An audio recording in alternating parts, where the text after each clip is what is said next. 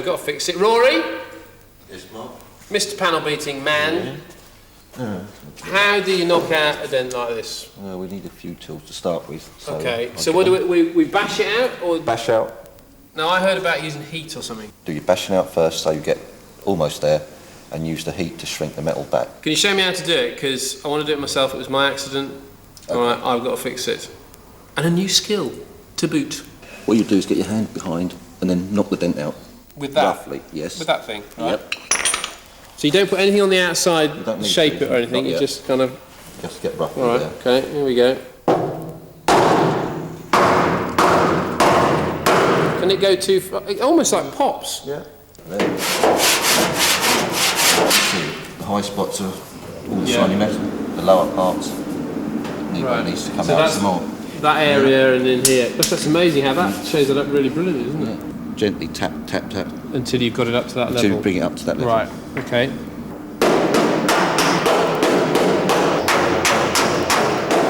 Well, that's pretty much sorted now, but what we have got here is a ridge where the metal's folded and it's stretched here, so we've got to spot shrink that out, so a bit of heat required. There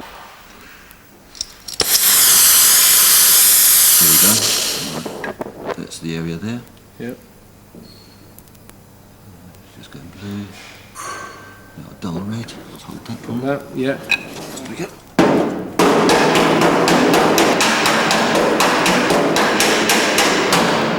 This? Yeah.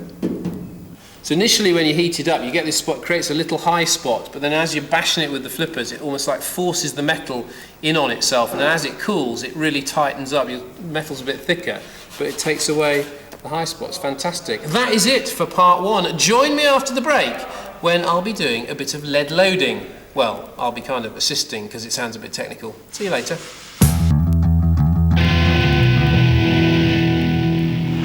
Was Captain Spotweld in the workshop with the lead loading? Welcome back to part two. Hey, thank you. All the new panels are on, and the process now is to smooth all this lot out so you've got a perfect, glorious body shape. There's two ways of doing that. The way we're going to do it is with lead. It's lead loading, and that means putting solid lead on here and shaping it and filing it to get the perfect shape. That'll then be skim finished if necessary with some plastic filler. But in the kind of bodge world of car restoration, probably what you do is just go straight over this with a whole load of plastic filler, and you end up using great thick pieces of plastic filler like this, which is not the way to do it. We want to do it absolutely properly. And not only can you fill this, but also we can reshape this edge so we get a nice even gap between the bonnet and the panels all the way around. It's a very clever job, a very technical job, so Rory's going to help me. Rory!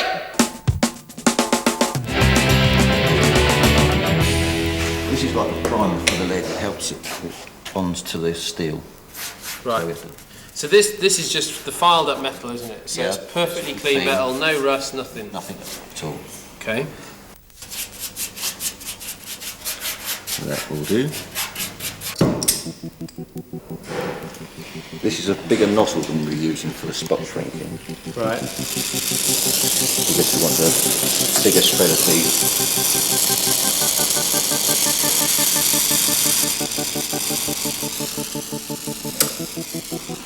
What you have to do is heat this until you see it starts to flow. And it just starts to go silvery now.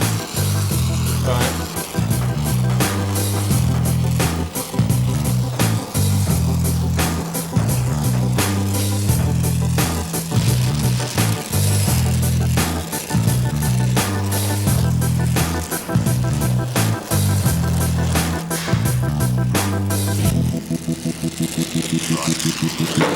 What we do is apply,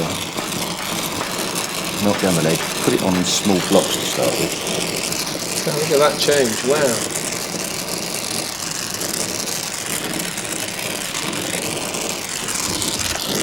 Right. Can I put a bit of that on? Go then.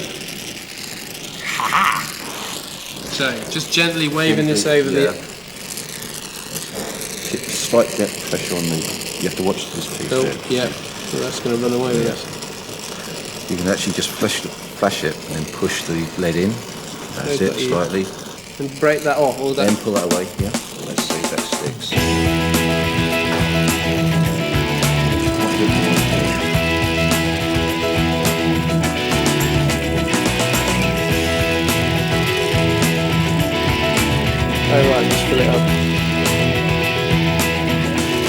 So that'll then just slide over without slide sticking. over. Yeah.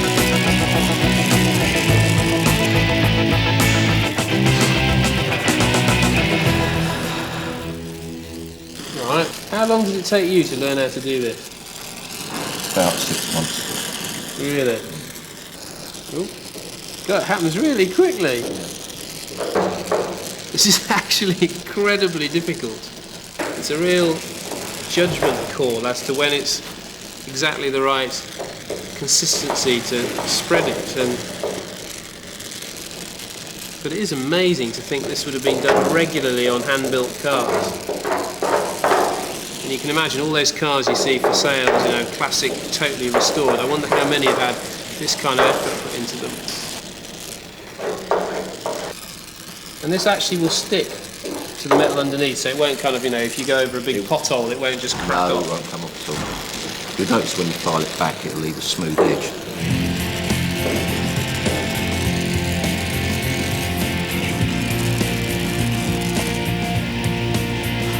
What you need to do is spread this also upwards slightly to get, so, get that edge. So it goes into this edge. Right. Real judgment, isn't it?